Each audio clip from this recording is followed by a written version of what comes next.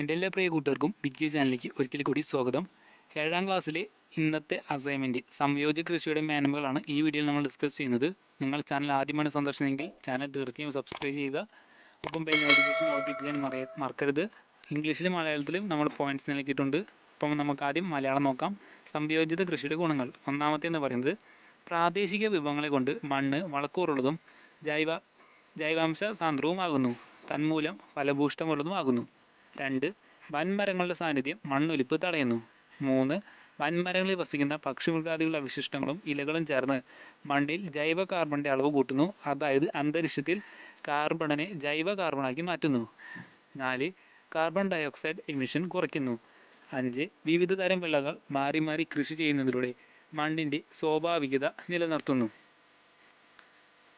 6.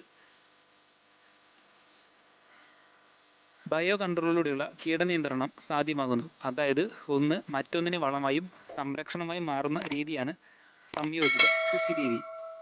7. സ്ഥിരമായിട്ട് ഒരു വരുമാന മാർഗം കൂടിയാണ് സംയോജിത കൃഷി. അതായത് പാൽ, മുട്ട, മത്സ്യം, മാംസ്യം, പലതരം വിളകൾ, പച്ചക്കറികൾ, കിഴങ്ങുവർഗ്ഗങ്ങൾ. 8. മണ്ണിൽ ജൈവരാസ ഭൗതിക പ്രവർത്തനങ്ങൾ കൊണ്ട് സംയുഷ്ടമായതിനാൽ മണ്ണ് ഫലഭൂഷ്ടമാകുന്നു.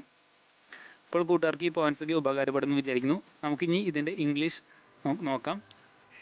നമ്മൾ 8 പോയിൻറ്റ്സാണ് ഡിസ്കസ് ചെയ്യുന്നത്. ഇംഗ്ലീഷിലെ first point, benefits of integrated farming. The soil is fertile and biorich with local resources and therefore fertile. 2. Presence of large trees prevent erosion. വൻമരങ്ങളുടെ സാന്നിധ്യം മണ്ണൊലിപ്പ് തടയുന്നു. 3. The amount of organic carbon in the soil increases with the remains and the leaves of birds and animals that live in large trees. That is, carbon in the atmosphere is converted to organic carbon. 4th one, reduces carbon dioxide emissions.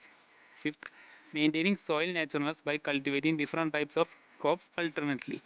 6. Pest control through biocontrol is possible. 7. Integrated farming is also a regular source of income, like milk, eggs, fish meat, etc. 8th one, the soil is fertile because it is rich in biochemicals and physical activity. Video നിങ്ങളുടെ ഫ്രണ്ട്സിനൊക്കെ share ചെയ്യാൻ മറക്കരുത്.